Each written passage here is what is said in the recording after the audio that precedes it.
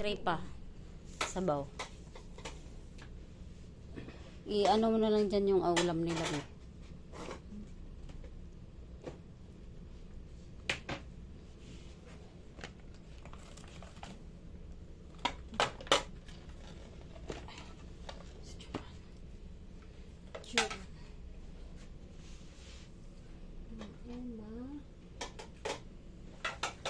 Ma'am Apple.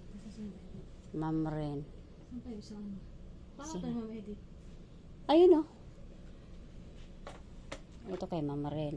Hindi dyan mo na lang muna ilagay namin sila kumuha dyan. Ano ba yung ano? Ito mo. Hayaan mo na dyan yan. Dyan lang yan.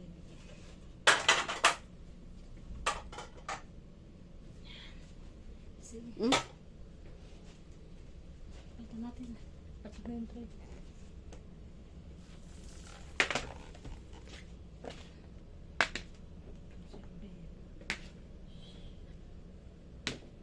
Ay, nasan yung isa dito? Ay, dalawa.